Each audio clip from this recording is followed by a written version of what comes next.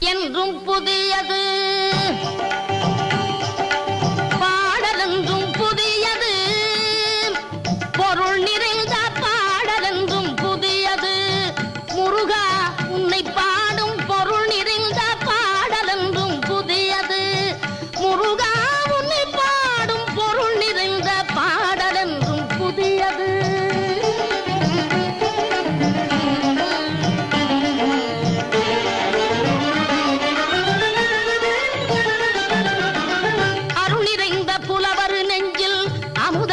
தமிழ் கொடுத்த பொருள் நிறைந்த பாடல் என்றும் புதியது.